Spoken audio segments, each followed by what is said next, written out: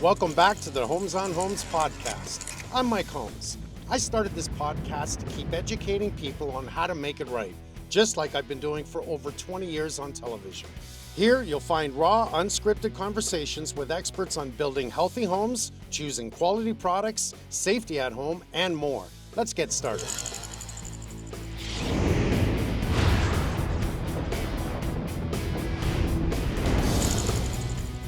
Welcome to another Homes on Homes podcast. Today we're going to be talking about homes unfiltered. Which is like, I want to cut you off here. I was about to as well. Yeah? I wanted to say welcome to another Homes on Homes podcast with Michael and Sherry. Hi, I'm Mike Holmes Jr., and today we're going to be talking the birth of a renovation icon. Hi, I'm Sherry Holmes, and today we're going to be talking about the birth of a renovation icon. So are you taking over my podcast? Our podcast now. It's ours. We're a team here, and after all, I'm Mike Holmes Jr., so it's not that far off. And I mean, I have the same last name, so. Should I leave?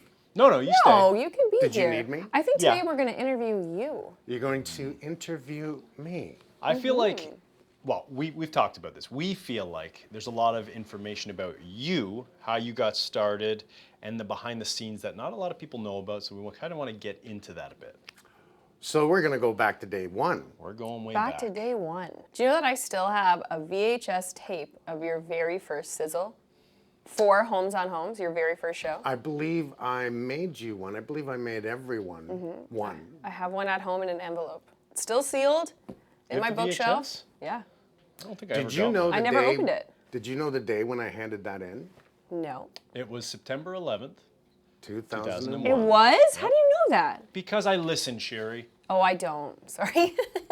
I was at HGTV Studios and I handed the tape in and a plane hit the tower and everyone was freaking out. Oh, crap. Like, not at first. At first it was like, how can a plane hit the tower? And then all of a sudden a second second plane one. hits the tower and I was like, okay. I didn't There's no realize- television show. That's something That's I'll never sad. forget. I guess so. Hard day for you to forget, but I mean, back when I remember you bringing it home, and before you even submitted it, it was you got the footage, we all watched it together, and you were walking through a subdivision, Yes. and it was all like foundations. There were some homes that were all framed, and you're talking about horror stories, and you're walking through, and I remember thinking, I'm like, my dad's a contractor, but like now he's in my mind a TV star, and it hadn't even happened Before yet. he even was. Yeah. But I want to ask you a question. I know the answer to this, but what was your first spark that kind of got you into the television show? I know that you weren't aspiring to be on TV. No. And you had different intentions, but I don't know if everybody else knows that story. So what got you into filming the series? It was a total accident that someone from HG was looking for a contractor to work behind the scenes with Just Ask Uniques. And someone phoned me because they got my number from, believe it or not, one of the lumber companies that used to pick up a lot of lumber. Being a contractor all my life, man, as a kid. Anyways. So the production company was looking Phoned for me a up, contractor. they called me, I went in and I'm thinking, what are you looking for? What are you looking for? So they tell me they need somebody to build stuff for the sets of Just Ask Uniques. And this was the total beginning.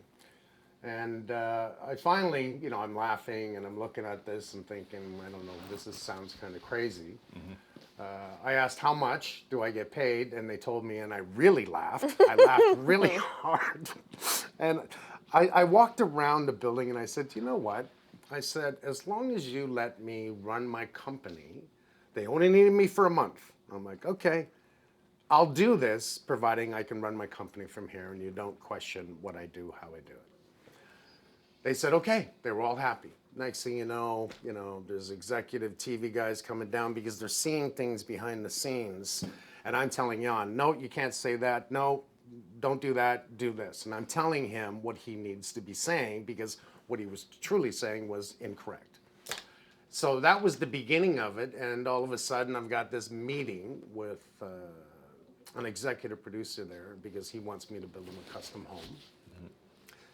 And I read the books, I looked up all that straw bale homes, and this was the real beginning. And I get into his office, and I'm telling him what we need to do with the house, and he's telling me, no, I know what I'm doing. And I go, So I get excited. Why the hell are you calling me? You know, if you know what you're doing, you do it.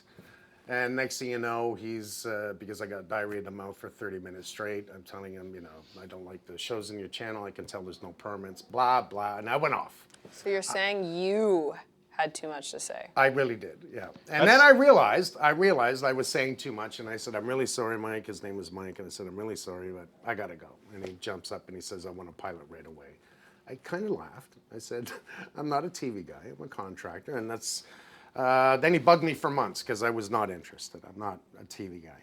And then he said a couple of magical words, and I said, I own it or I'm not doing it. And he said, okay, and next thing you know, Well, I remember the phone call. You had called us and you're like, how do you guys feel if I were to be doing this for a television show? Like before, when you were doing Just Ask Yannick's, because you almost said no to that as well.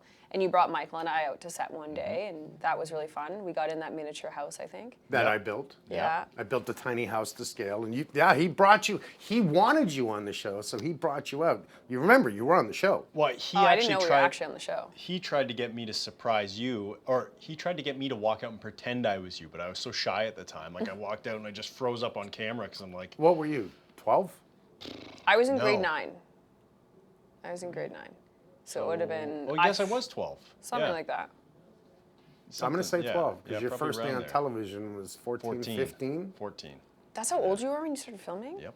It was when I Wow. came, it was take your kid to work day when I put a drill into my finger. Oh, that's nice. He did. Yeah. Take your kid to work Yeah. day. I remember I was holding the camera. I was pretending to film. That was interesting. And you held on to it pretty good. I was like, that hurt, didn't it? I saw it. It's like, be cool. There's people around, just This hold is it embarrassing. in. He cried later. Internally, I cried. But my whole point of that question is, when you started, your initial ideas, you wanted to write a book, and you wanted to call it, before these books, but you wanted to call it Homes on Homes because your last name is Holmes. And I remember the explanation for everything, and you were telling these people and the executives for that show that, hey, this is what I want to do. I want to write a book. And I think you were actually working on some of it. I remember the house we were living in at the time, and I think you were actually working on it on the computer and slowly putting together your Homes on Homes book. And then You're Homes on Homes. you're actually putting the future tense back into the past, because that didn't happen yet. I thought you had started it. You said you wanted to write a book, and that's how they came up with the No, show what I said is I title. should write a book to tell people how to do it right, how to hire a contractor, what to look for in your home. But that was really before television. Homes on Homes. It was before television. This was yeah. the producer at the time that actually, I'll never forget this, because they didn't know how to film me. And, you know, it's funny because I had people saying to me, oh, you're going to be reading scripts. And I'm like, no, I'm not going to be reading scripts. I'm not reading scripts. That's a TV fake people. Yeah. And they didn't know how to shoot me, and I went to this one house, because I'll tell you, it's the way it happened. At first, they tried to shoot me in a construction industry, and you know they're trying to tell me what to say and everything else, and I'm getting a little bit bothered by it because I didn't like it. So there was, you know, probably a week or two of things that it was like, okay, that's not going to work, that's not going to work, and it just didn't. So then I get this phone call. And this phone call is because I was telling my friends about this new show that I'm going to be doing. What's the concept of the show? And it was Martin McComb, by the way. Was it really? It was Martin McComb. And he called me and said, man, Mike, you know, there's a friend of mine that he's hired a contractor and he's in real deep trouble. Like the contractor's run, he's taken all his money.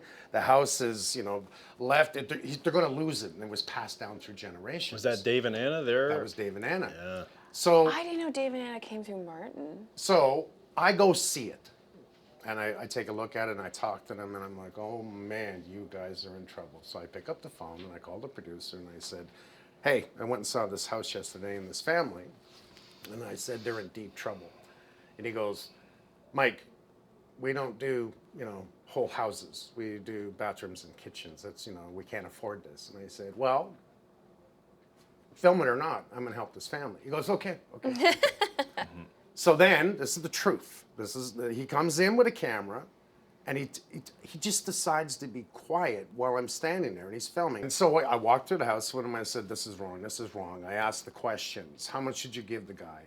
When did he start? I said, look at all the garbage around here. Did he even pick up anything? And then, that was done. Next thing you know, I have a meeting in the afternoon, and, he says, I know exactly how to film this, and just follow me. Yeah. And that's how the show started. Well, I find it interesting because a lot of people maybe in your shoes might not have taken the opportunity that you took. And in life, it's like oftentimes we get these opportunities, and it's what you do with them that obviously creates what has happened with you. And you had an opportunity to film on a show. It wasn't your show, and you took a pay cut to do it. But you're like, this is interesting enough that I want to do it. And then because of who you are and how passionate you are, you're like, no, you don't. You need a show like this. And then Homes on Homes was born, and now there's been, How many home shows? well, I know there's been like 270 jobs. So there's been 265.5 shows that I've done. That does not include anything in the rest of the world, United States, anything else that I've done. It doesn't include, Handyman Challenge, and I can go on about all the other shows. That's just homes shows. That's a lot of home Jeez. shows. Doing Homes on Homes in the beginning, what were the hardest parts about it? And I feel like I could answer this. My guess would be the fact that it was like you came up with a television idea that was never done before. There were cameras following you, and I know that you didn't have a ton of help at the time. So I know you were filming like 100-hour plus weeks. You were doing a lot of the work. You were also the host on camera. I know those were crazy times for you. We started probably 6:30 in the morning, worked until 12 at night almost every single day. And there was days that we revealed, as a matter of fact, we revealed the very first house at 2:30 in the morning. Only because we didn't want to go in another day. It was so excessive. It was literally crazy. And then, me, because now, I'm the guy that says I own the show, I'm not doing it.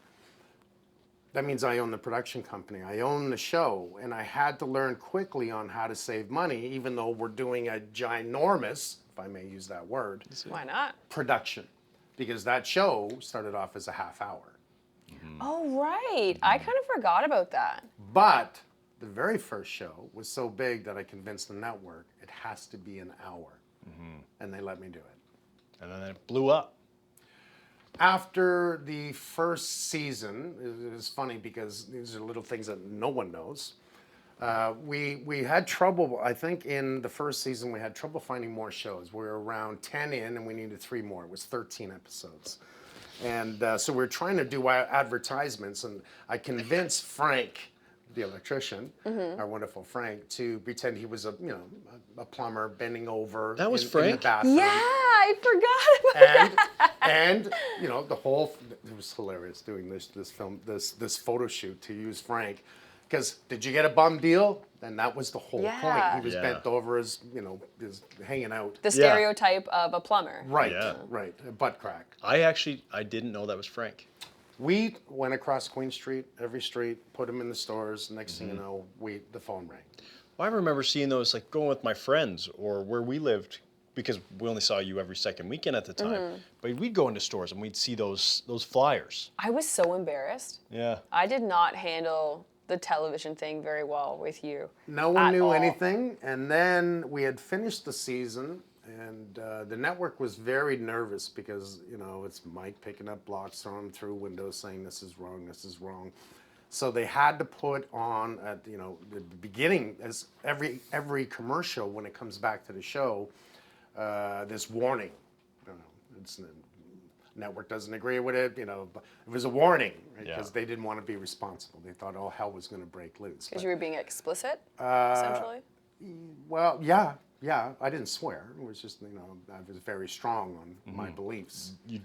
This is wrong. This is right. It was It was aggressive. a line in the sand. So the show airs, it comes out, and within months, it became, this is how I was told when it comes to production world, the talk of the water cooler. So every producer out there, all people filming are watching the show going, holy cow, this show is amazing. Next thing you know, it breaks every single record on the network.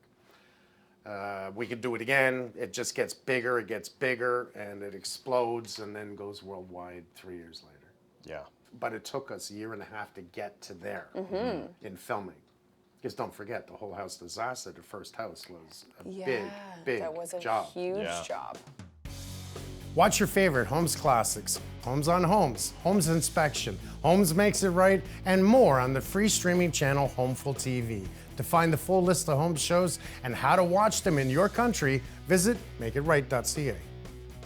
I didn't start working for you until season 5. I had been to site a few times. You had brought me on Take Your Kid to Work Day, but I came season 5. But one of the jobs that I remember, and I think a lot of us remember most fondly, was Lien on Me. How could I forget Lien on Me? That was definitely one of the biggest jobs you or we have ever tackled. It was, well, okay, when you look at it, when I did that job. How many years did it take us to finish Lien on Me anyway? I think it was 3. It Three? took 30 months. So, I can't remember what series it was. All I know is that when I saw the house, I went, oh my God, this is like even worse than the Total House disaster. I wanted to take it. I talked to the network. This became a pattern. I'd pick up the phone and call the network, and I'd say, We need to look, do this. here's what I found, here's what I want to do, and here's why I want to do it. And this one is going to be a really big show. So, 30 months to do that. When I walked in and I stuck my finger in the ground and there was no footings under the new addition. So, Lien on Me. Why did I call it Lien on Me? The contractor placed a lien on the house because he did some really shoddy work. I think the homeowners at the time, they didn't end up paying him. So we put the lien on their house. And You're close. okay. So he charged $250,000 to do an addition on the house. The addition on the house was completely wrong. No footings under any of the structure. Was the addition the second floor, or did they do something on the main as well? It was part of a second floor and a side addition. Okay. And at the same time, what he touched in the house, he contaminated absolutely everything. So they had paid him on the top of the 250. They already paid him, I think it was about $300,000. They were out of money. Goodness. The guy kept coming in saying, you got to give me more money. Meanwhile, there's no electrical, no plumbing. You can't live in the house. Everything is wrong. It's passed by the government, by the way. And I knew I was going to try and fix it. And we did engineering reports on it. We had to do everything to prove it because he sued the homeowners. He put a lien on the house and then sued them. And he told them right out, I'm going to take your house. I mean, That's it's a when I great said- location. That's when I said, I'm going to help you. Yeah. Well, I remember one of my fondest memories about that was that you were willing to stop production of the show. You were willing to stop everything just to help these homeowners. Once again, I said I was going to help them no matter what. And that is a true statement. And it would have been much harder because I got to be honest, that house, because once we realized we could not fix it, that it would be cheaper to take it down and build a new one. What happened from there was I should have just built a simple home. But instead I said, now's the opportunity. I can show the world how to build a house that won't blow down, won't fall down, won't burn down. The 3 little pigs would love to live in it. Mm-hmm. And that was my mindset at the time. And $1 million later out of my pocket, I paid legal fees for the homeowners. I put them up for a year, paid the rent. Mm-hmm. I paid everything. Yeah. Was there ever a point during the build where you were like, I bit off more than I can chew? Oh, yeah. Yeah. A few times? Oh, yeah. Are you And? kidding? We built, this is where I met Seth Atkins, who now works for the company. Because he was the architect. Yeah. And I remember when he first came on, I'm like, okay, Seth, I really appreciate your drawings, but you and I are going to be dealing because I'm the builder, and we're going to be changing a few things because you've just designed the most incredible, ridiculously expensive build there is. Mm-hmm. But I'm going to take what you designed, and I'm going to make it right. And lo and behold, geez, a year later, I said to him, how much do you make? And then I hired him. There's always a disconnect between architects, engineers, and contractors. It's like that with an interior designer as well. Like, you have to learn to communicate as best as possible, but you're going to shoot for the stars and ask for everything you possibly can. And it's about how you work together for the end result. Well, it's like the idea and then the execution. Mm-hmm. It's always like, well, okay, it's a great idea, but in order to do that, it's going to cost a fortune, or that's not doable because we got a structural a point load here. And I know oftentimes working with architects and engineers, that is kind of like the disconnect that sometimes you have. But it's so important to work with architects and engineers so you don't end up like Lean on Me. You don't end up with an addition that doesn't have footings. The big problem in the world of a contractor, an architect, and engineer is that an architect, no, I'm not knocking anyone, just so you know. An architect goes to school and he's got all the talent to draw and design, think of Lloyd Wright. What's his name? Frank Lloyd Wright. He's American. He designed incredible homes. Now, an architect is going to use their imagination and build it. Then it goes to the engineer, right? So design it, sorry. Then it goes to the engineer. And the engineer is going to take that and do a mathematical equation because they went to school. They're not builders. What they learned is point load. So from if we go 12 feet, if we go 14 feet, we go 16 feet, and on and on. Yeah. And they will do a mathematical equation on how to do that. It's up to the contractor to work with the architect and the engineer to make it work. Well, and this is why you always say a contractor is like an orchestra leader. You're like, because you have to work with the engineers, you have to work with the subcontractors. The white helmet. The white helmet, so a general. general contractor.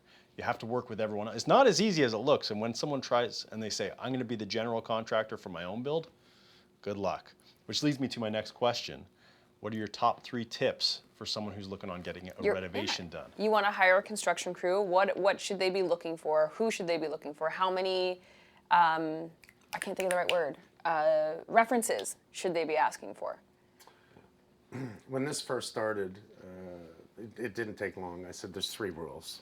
Slow down, educate yourself, check out your contractor. Why? Everything was about 3s. When people tried to hire a contractor, they looked at 3 references. They may have called 3 people. I'm not kidding. I saw this happen day in, day out, year after year after year. It's in the first book that I wrote. Slow down. Don't be in a hurry.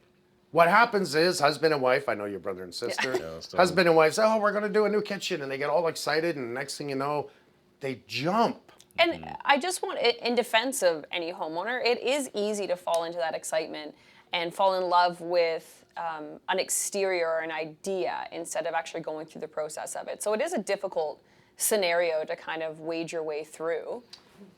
But if you take your time and you educate yourself, then you'll be able to talk to the contractor. And everyone should check out their contractor.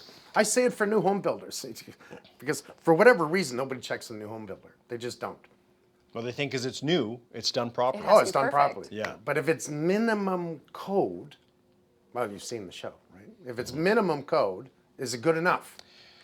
Well, that's the thing, is like minimum code in theory, it's like you're building to a minimum. We do need a minimum standard, but when you take minimum code, then maybe you take a contractor who's in a rush, or you take someone who doesn't know enough, Mistakes then already happen. you're setting yourself up for failure. I equate minimum code to, let's look at how concrete cures in a poured foundation.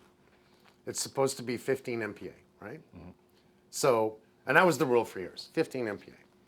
But every builder out there knew that with the weather, the sun, the rain, the cold, it's never going to cure to 15 MPa. It's going to be less. We proved this in years of core drilling and checking out the actual strength of the concrete. So if you go to the minimum, you're going to have problems. Why don't we go to 30? Why don't we go to 50? Why? How much more money is it? Ask your question. How much more money is it? This is the point that I talk about, to educate yourself, then you'll be able to talk the language with a contractor and check the guy out. How many references can I give?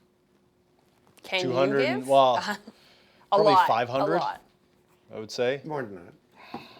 Speaking of contractors and jobs and focusing on areas, what are the areas of a home you shouldn't cheap out on? Because we always talk about, prioritizing your renovation, not just focusing on your beautiful kitchen, because obviously homeowners want to have a beautiful home. You want to entertain, you want to feel good in your home.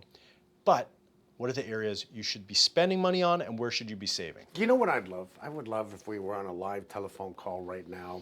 People could call in and I'd say, okay, you answer that. You answer that. Because I'd be curious as to what the answer is. The outside of the house.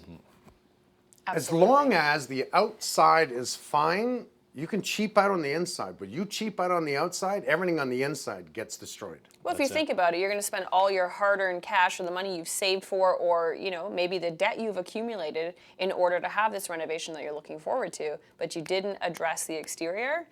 All your finishes are gone to poop. Let's say you have a flood. It's all garbage. Look who has experience. So we want to work from the outside in. So protecting your investment, your siding, maybe your exterior insulation, certainly your roof, but also your wall assembly. Walls, windows and doors, wall assembly, everything, your foundation, your grading, outside first, then do whatever you want in the inside. Well, and that's an important one that not enough people think about is your grading. Yeah, that's true. You always say, never buy a home at the bottom of a hill. Because where does water go? It goes downhill. To your house. So thinking about, is your grade sloped towards your home? Things like that where people are thinking, well, I don't see my roof, so out of sight, out of mind. Maybe my grass is green, it's sloped towards the house, but that's not a big deal. It's not a big deal until it is. Right. And this is the whole idea that we're saying is we need to get behind doing things right the first time and teaching people where to invest and where to start. So, okay, we've got wall assembly, protecting your investment on the outside. How about your mechanical contractors? You don't hire a carpenter to do electrical work. Oh, never. Now you're getting deep into this. Is this the second part of this that you're asking me? I'm getting into the top 5. Like what top 5 things people should focus on in a renovation? Okay.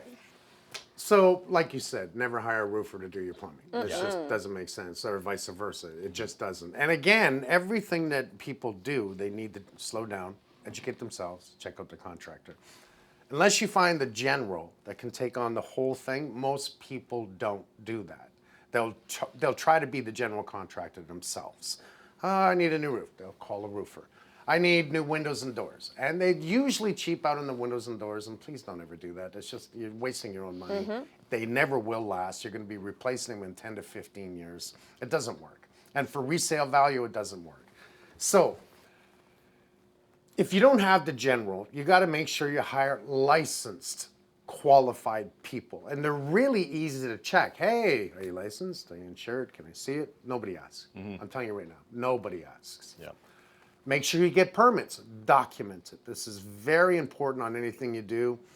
HVAC guys, you want the best in there. The guys that have been doing it for years, they know what they're doing. They know how to make sure your house is equally aired. In other words, air in, air out. It must equal 100%, a balanced system. Electricians, well, if you don't hire the right electrician and you don't get a permit, especially here in Ontario, you can be fined by the ESA, Electrical Safety Authority. Not to mention, your house can catch fire. And with family in the house, that's one thing you don't want. So a lot of these things, structure, the biggest things, gas, structure, water, like you look at all these things, if you don't do them right, it becomes a disaster. And then you call 1-800-GOT-MIKE and hope to hell that we can come help you. And that's really what happened over the years. There were so many people phoning, emailing, can you help me? Can you help me? Can you help me? When I was standing on stage talking to the people, people would come up and hand me envelopes. Yeah. Tears in their eyes. I don't want to bother you now. Tears in their eyes. I'm like, I know exactly what it is. I grab the envelope, I'll look at this, and I'll talk to you after the show. I used to help people. We got to go help this family. We got to go help this family. Oh, we still because do? they were at. They still do it. They still do it. Yes, they do. Today, almost 25 years later, there's less and less people, and I'd like to think less and less people that are trying to email to get help. And I'd like to think that that's because a lot to do with what we do, that they are slowing down, that they are educating themselves, and that they're hiring the better people. Well, you've been preaching it for how many years on television? So I think at this point, a lot of people are understanding some of the questions you maybe should ask or what problems you should address before others. And like you said, this is a show you started because you wanted to educate people. So looks like it's actually working. That's, it's just too bad you couldn't educate some people. Sherry? What? Actually, I would never. I'm proud of her. She's become the face of the women in trades. She gets out to the school. She gets out to the event. She talks to the girls. She's like, you really are. You represent. Thanks. You know that. That makes me blush. Nice to see you. You blushing?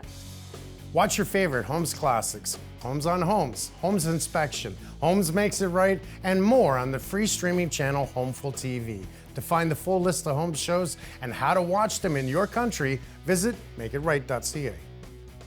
So the River House. Well, I was going to say, there's a specific episode Yeah. that I have in mind, and I was thinking about the River House. Remember, for Homes and Homes, Yes. we went up north, and I'll never forget you bringing me through to the walkthrough, and you're like, I bought this I brought property. you in by boat, did I not? Yes, you did. You wanted him to see it from the water before he actually saw the property, because that was different. And you called it there was a diamond in the rough. No, it was a rough amongst diamonds or something like that. But what I was thinking about is this was such a big job. Do you ever look back and think, I should have tore that thing down? You know, I'm the guy that says I can fix anything. Lien on me was I couldn't fix it. I had to take it down and build a new house. And by the time I got there, I really believed that we could do it because there was no basement. And the more investigative work we did, it was full of mold. It was full of asbestos. The changes that happened to that place and over the years, probably 2-3 different additions, and small. Everything was small. The more we took it apart and the more people we had to bring in to remove the asbestos, so the total abatement company to come in and clean it up. And they end up having to gut it because we couldn't do it due to safety reasons. Concerns, yeah. And then looking at the water in the foundation walls, because we started taking it down from the top. I'll take the top off and then I'll rebuild it. And then finally it was like, okay, I'm only beating my own self. Take it down, start again. Yeah. But that's the problem is sometimes as contractors and as people who do renovations, you can't, new build and renovations are completely different. It's night and day because a renovation you can look at and you can think, I have enough experience that I think this is the problem. But a project like that, we opened it up and it was like one thing led to another and it got worse and worse. So what do you think is a homeowner's biggest mistake during renovations? Like looking back, we're like, maybe we should have taken that down. During a renovation, what do you think, if you could give one piece of advice to homeowners, what would that be? They need to trust their instincts. They got to watch for the red flags because if things are not going right, I'll give you examples. Contractor doesn't show up one day, doesn't phone. He doesn't show up the next day until 2 o'clock, says, sorry, this happened, and, you know, but I'll get right back to it. But this becomes a regular thing. These are all red flags right from the beginning. You know, I want 50% down. That's a red flag. Mm-hmm. You get 10% down because you're tying up my time until I can start the job. When I start the job, that's when I'm going to ask for some more money and not 50%. Mm-hmm. This is all part of the slow down, educate yourself, check out your contractor. So if this system is failed, they've already failed from the beginning of hiring the wrong people. So as a good contractor, teaching homeowners that if your house is built before 1980 up to 1985, because asbestos finally got ruled out by 1985, we need to be able to tell the homeowners, and by code, I mean not even code, but by regulations, as a contractor, I'm supposed to test the drywall and all different products that are in the house prior to 1980, specifically. Yeah. But I'll do it to 1985. If the contractor didn't tell the homeowner, then they don't know this. And if it becomes a surprise, you know, it could be vermiculite in the attic. Is that bad? Could be. It could be, especially if you open it up and let it come inside the house. Then it's a totally different story. Or you crawl through the attic. It's not as bad as the asbestos that is in the plaster. That is the worst. Asbestos in vinyl tile, not as bad, but it's still asbestos. So is it safe to assume that the biggest mistake homeowners can make is not educating themselves? Number one. Because it seems that, like anything in life, you should have a basic understanding of what's going on so that if you're like, oh, I do hire a contractor, I can spot red flags. Or I have an idea of what I do want, because if you have no idea what's going on, you can't spot red flags or have input to what's going on. You're right. Knowledge is power at the end of the day, but I think a lot of the times you want to put your trust in this person that you're hiring, in this professional that you assumed would educate you on the matter. So as things change and progress, it is important to educate yourself, but maybe, I don't want to say be less trusting, but if you got to put some responsibility on yourself when you're doing a renovation as well, because You can't trust anyone as much as you can trust you. I wouldn't say be less trusting. I would say be careful of what you're doing. And that is the point, that if you do educate yourself, you can at least know when the red flags are hitting. And it's, how many times have you heard on the show, he sounded like he knew what he was doing, she sounded like a because you professional. trust He knew someone. what he was You talking want to about. trust them. It's because they didn't know what he was talking about. Exactly. So educate yourself. That's the biggest point here is educate yourself. That's the can't most say important enough. thing. Okay. So if someone was doing a renovation, what are the 5 things you would say do not cheap out on? This is where you want to spend your money. I try to equate building and renovations with cars. I mean, all right, I need 4 new tires. Okay, you're going to buy the ones for $80 a piece that, there's no name, there's no really guarantee on them. And they do exist. Oh, yeah. Or you buy a really good set of tires because you want them to last. And by the way, your baby's in the back seat. Yeah, and when it goes 80 kilometers or higher, it starts to shake. I bought a bad set of tires. Yes, so you it's- did, didn't you? I did. We talked about this the other day. We did. So it's a sore spot. But yeah, I get what you're saying. Invest in quality products. Whatever you do in your home. And I think most importantly, like we always talk about, is like, okay, there's a top 5, but it's focusing on protecting your investment. If you're going interior, using an uncoupling membrane that protects your tiles. No matter what you do, you want to focus on protecting those expensive finishes. And how do you do that? Protecting it from the outside in. Right. I love all the old Homes on Homes job names. I remember we had a No, guy, they're really creative. Brian Warchel. Yeah. He used to come up with all the job names. And Soggy Sorrority, would you say that's one of the worst jobs you've seen for water damages? No, my goodness. What No, was the no, worst? There's many. If you notice throughout all the different years, is that it's repetitive as to what problems arise: floods, electrical issues, structural, water infiltration from windows, doors, roof. So no matter what, they're all. But here's the problem with Soggy Sorority. The reason I liked it was because there's a bunch of It was a sorority home. college kids. Yeah, it was right at the university in And if Toronto. anything, come on, I want you to help me. Maybe I can teach you and you can learn something. And because somebody's got to be interested. And you know me, I'm trying to always teach someone and help them learn something. What happens? They hired a roofer to come in. They hired a contractor to come in, and where's this water coming from?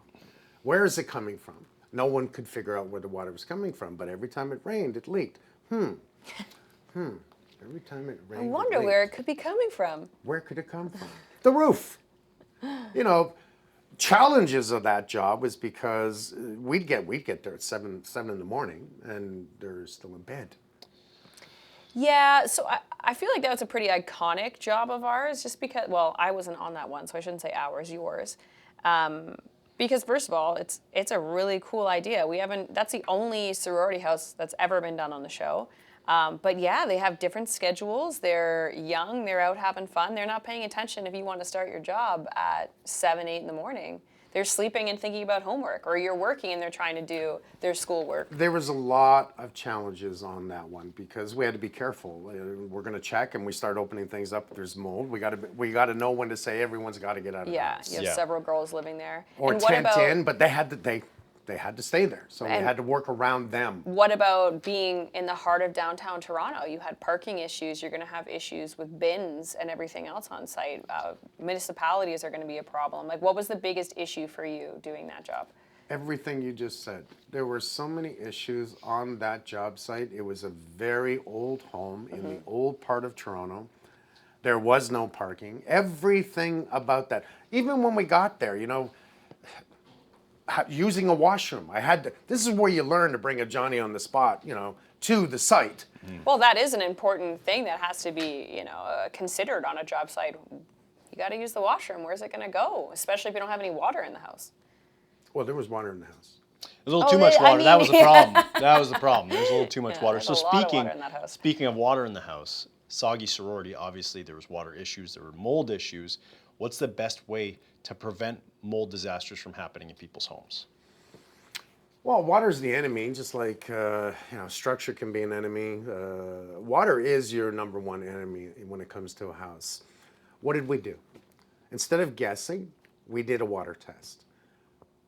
Soak the hell out of everything. You're going to find out where that water's coming from. And that's what we started with. All right, water's coming in here. Open that up. Take a look. Soak it again. Where's it coming from? Obviously, it's coming from the roof. Walls. There were certain locations, flashings. There was a lot of locations that was coming in.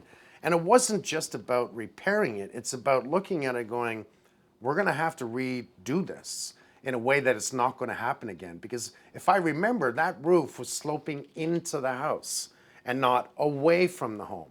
And it was okay. When it comes to a flat roof, a lot of people don't realize that there is no real code that it has to slope. Believe it or not. Really? No, you don't. You just got to make it watertight, which I think is just stupid. Yeah. Stupid. If you slope it, it will run away. Right? Yeah, I mean, I don't want to say you have to, because if it's not in the code, I thought it was like a 2% slope that you had to have. No. Flat roof can be flat as hell. All commercial properties out there is flat roof, right? Old way of doing it was tar and stone, stone. New ways we do it today is way better. Plus, we want to insulate it. We want to help stop that hot gain from the sun and the heat and losing from the building in the winter, and vice versa, the summer cool. Right. So then, for managing mold, I think it's like we were talking about before. It kind of all goes back to working from the outside in. So your foundation, is your foundation waterproofed? Making sure, again, stopping it from the source where that water could come in. Your roof, doing water tests. Is your roof new? Is there still aggregate on the shingles? Does it need to be redone? Is it just tar paper on there? Is there ice and water shield on there? There's so many things, but again, working from the outside in, because that's where the water's coming from. Mm-hmm. And then from there, if you have a leak, obviously, bring the plumber in, fix the leak. Then it's a simple fix. Yeah.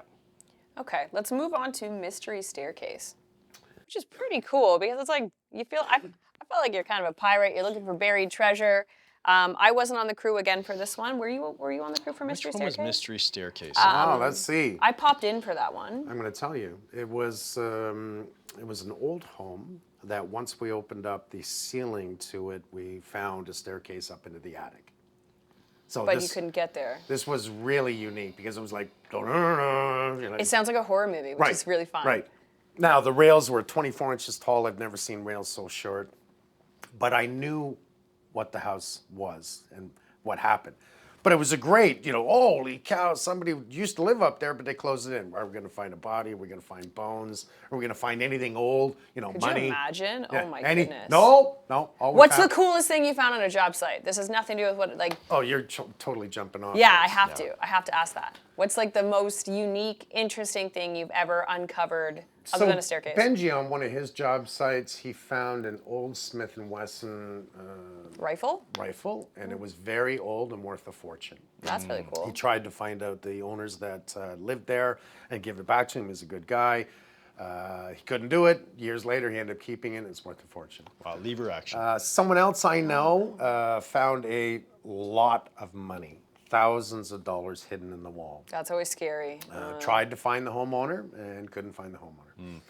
Me, it was a can of I was Coke going to say, you found an old that can never been opened. It was about a 1950 can of Coke. It had dissipated. Nothing all was in evaporated. it. It was a little can of air is what it was. I still have it. I was going to say, I've seen that so many times. That's the biggest thing I found. Yeah. No gold, no Not money. as exciting. Okay. No diamonds, no nothing. And a staircase. And a staircase. Okay. So the staircase, and that's why it was called Hidden Staircase? Mystery Staircase. Mystery Staircase. And that's, again, Brian Warnchel. I only named a few of the shows. I think, Jack in the Box. That's another story. What somebody did years ago was, and especially years ago, because you could get away with almost anything. When I say years ago, more than likely it was about 80 years ago. They wanted, much like the United States, they wanted space up in the attic, and all they did was they had a set of stairs going up to the attic, and it was more than likely a bedroom. And over the years, when it was closed up, which prior to the show probably was about, I'd guess, 10 to 20 years. Mm-hmm. And what they did was the contractor came in and says, you can't have that. Your floor joists are 2x4s. It's not structurally good. You're losing all kinds of heat in the house, and this can cause mold. But an old home molds way less than a new home. Because it breathes so much. It breathes so much, and most of the products in the home are water resistant. Even the wood. Because it's heartwood. not sapwood, young Yeah. wood. So those homes didn't tend to mold. But he had obviously convinced the homeowners we need to drywall that up, close it all in. And the reason we opened it was because there was no attic access. And you were looking for one, and you found stairs. Right, and by code you have to have an attic access. So then, for the average homeowner, obviously if you're looking to buy a house, most people don't know what they're looking for. So what would you advise them to look for red flags with a home inspector? First off, get a home inspection. We know that one. You need a home inspection. When there's a lot of people out there that love an old home, and you know it's got its charm. And I'll tell you right now, an old home has got an awful lot of problems, right, Mr. Holmes? Yeah. You bought in 1874. 1874. Yeah. Okay. And that That's how house old is your down house now. is, wow. By just so the audience knows, the house is down. Yeah. He's got to build a new one. Yeah. That's why his contractor called. He's Yeah. financially hurting. Yeah. Okay. Help me, Rhonda. please. If you call 1-800-HELP-MIKE Jr. right now, you too can donate to his cause. Watch your favorite Homes Classics, Homes on Homes, Homes Inspection, Homes Makes It Right, and more on the free streaming channel Homeful TV. To find the full list of home shows and how to watch them in your country, visit makeitright.ca. Anyhow, Yeah.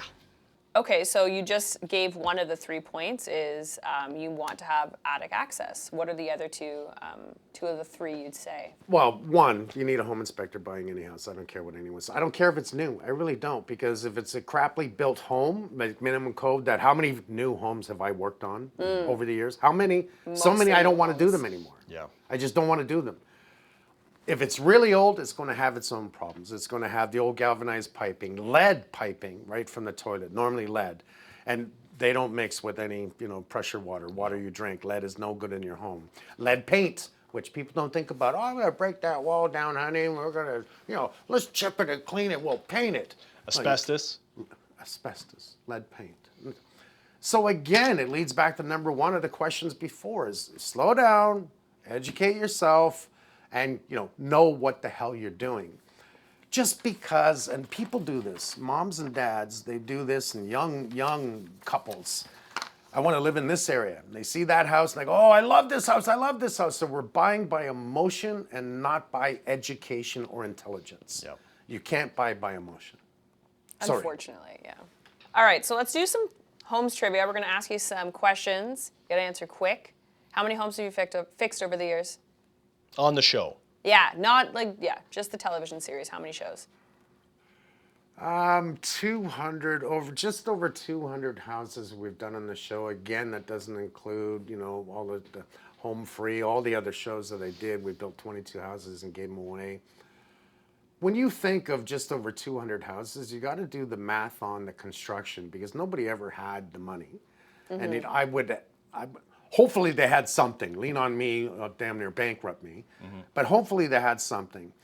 And when you look at the value of renovations, if we just said 200, and I know it was 216 in that neighborhood. It was 216, you're correct. Okay, look, wow, okay. But if you look at 200, and on average, because we've done $1 million on a house, we've done 500, 600, 800, 200, 100, homes on homes, really was in the $100,000 range at the time that the show started.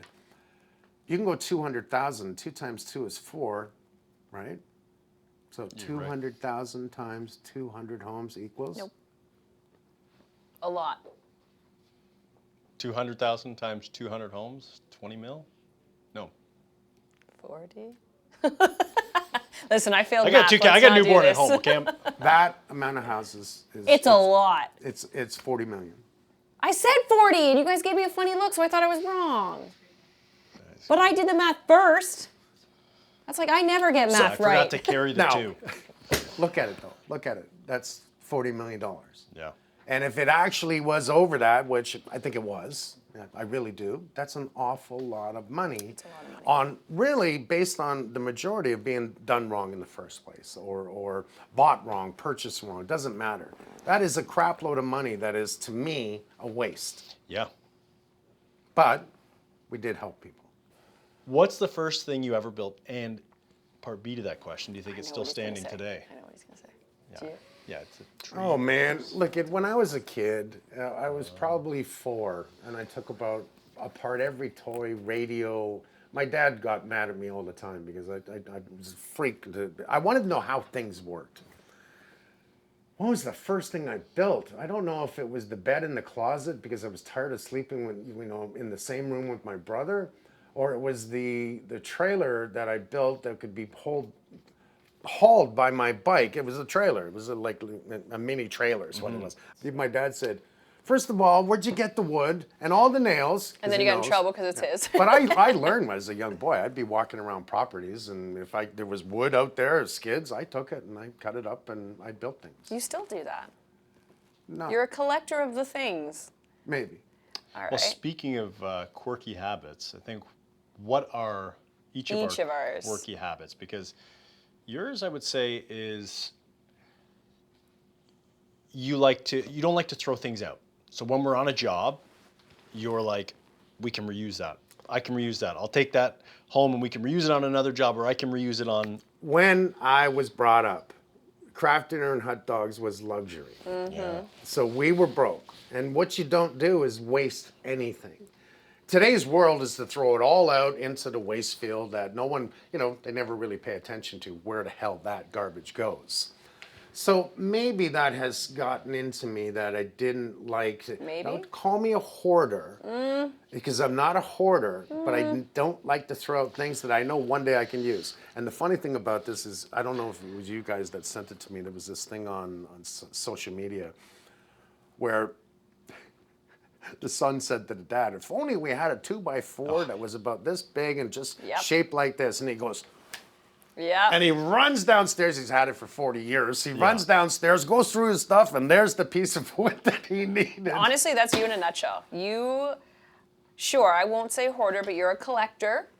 And it's good because it's nice to bring new life into some older things and find ways to donate. However, I think there is a line that should not be crossed. I think I inherited that You trait think? as well, because we grew up, we didn't have a lot either. So I'm thinking like, hey, I know how much these things cost. So when you see something that's good on site, like this good condition, I can reuse this.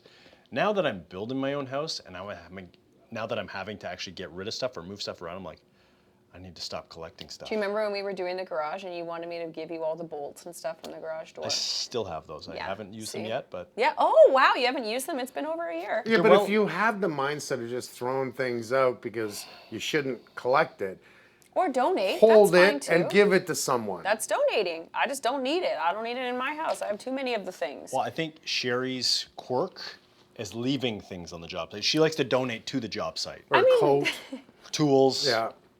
Okay. That is one of my quirks. I'm a little forgetful. I got a lot going on, much like everybody else does, and so I lose things. Not a lot. Well, Generally coat, sometimes tools. yeah. That's why I have to mark things because I will not be able to find them and then I'm going to buy it again. I write my name on everything. Yeah, Not so much as I used to, but you'll find my name or some kind of doodle at least on 3 2x4s on a job site. yeah, it's If a not problem. more things. What are yours? I said probably taking things Oh, from the you're job the same, site. yeah. I didn't want to get into what I have taken. I've taken nuts and bolts. Let's You've just taken leave everything. it at that. I've taken everything. Go like figure. scraps He's of like you and uncoupling his name is the membrane exact and- same. But again, I'm like, you know how many things I've reused?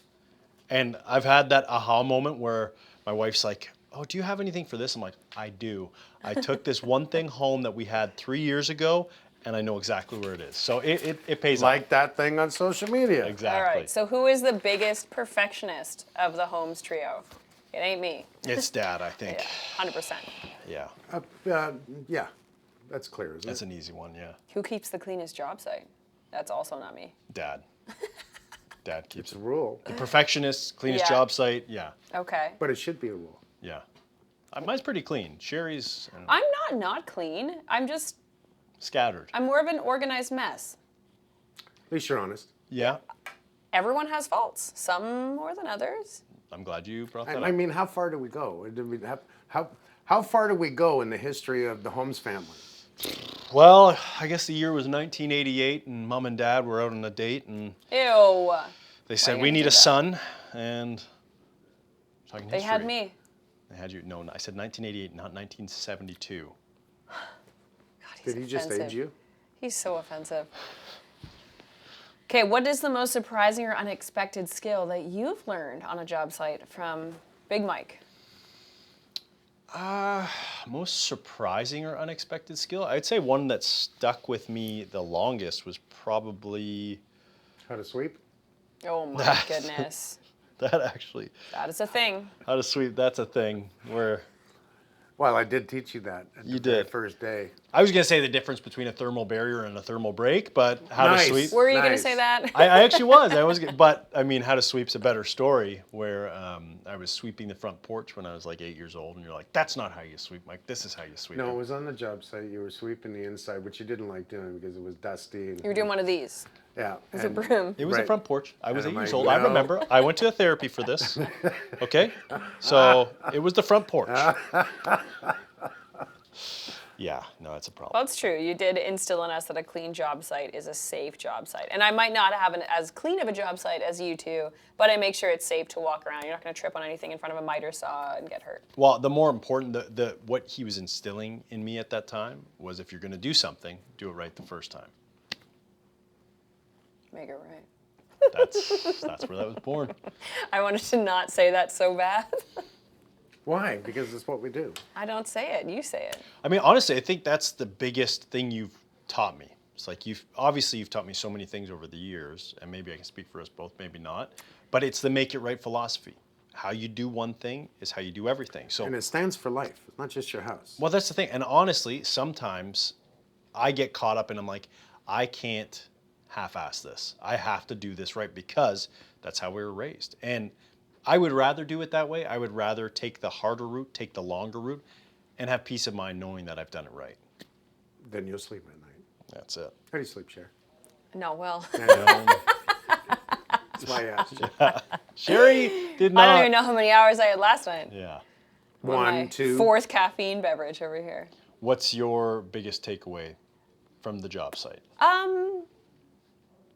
My biggest takeaway from you, it's going to be something similar, but it wasn't necessarily something you taught me on a job site, but I this always one. say this, the biggest piece of advice you ever gave me was happiness is a choice, whether that's at work, in your home life, in everything that you do. If you choose to have a bad day and be down and out, then you will be. And who knows how long that's going to continue for, and it affects other people. But if you choose to be happy even when things don't go your way or you make a mistake at work, I make tons of mistakes and I learn from making my mistakes. And I'm okay with that because I'm not perfect. But if I can't laugh at my mistakes, I can't learn from them. So I choose to be happy regardless of what You occurs. remember I said that. I do. Some things I do listen to. I know it's not as often as you'd probably It's really not. appreciate, but sometimes it sinks in. Interesting. I mean, we've talked about so many different shows today. Some of our favorite shows from the past and some current shows, but you can find all these shows on Homeful. It's a free streaming service. I tried to get them to say homes full, but again, It didn't kind of work. works though. Homeful, homes full, same thing. This was all about free TV to me. It was I saw the future and it was like, let's do this deal, and it's free TV. You don't have to go anywhere. So if you're wondering where the hell I've been, it's on Homeful. We get asked a lot, how are we going to watch these shows, like the old shows, the new shows, what are you doing right now? I want to see homes in wherever around the world. And that's the answer, is we are on a streaming service now, which is really great because that's where all television is going, is online series. Just think about this. It's really easy. Homes on Homeful. If you want to see the old shows, and I mean right from Homes on Homes to Homes Inspections, the Homes Makes It Right, and further more shows to what we're filming today, go to Homeful and watch it right. There we go. There we go. Come on. It had was to. there. It was there. And you can catch it in the US, the UK, All over. Canada. It's kind of everywhere. It is everywhere. If you don't have a smart TV, you can download it. If you don't have cable, download it. You can still watch it everywhere. Okay. I think we've done enough of this this attack that you've done on me on this Homes on Homes podcast. I think the three of us talk too much, so I have other things to do. It's part of the problem is that you get us together, and it's really you. And I keep coming back to this, that you just can't keep her in one line. I'm a free spirit. honestly, we're still filming, and we're doing Homes on Homes, Building a Legacy. This is season 2. It's going to air this fall, I do believe. So if you need anything else, call 1-800-GOT-MIKE. I'm kidding. Don't call that number. They don't like me. Every time I say that, someone phones them. It's not my his number. But you can get us at makeitright.ca, or, you know, my son's address is Kitty. You can go there, help me build the house, actually. He's not upset about it. Let me know if you want us to do this again, because I'd be curious, or did we just waste any of your time? Never. I don't think so. I think it was a lot of fun, and there was things that people do not know. And if you want, next time we'll talk about Mike. Don't talk about me. Oh, when you were a kid. See you next time.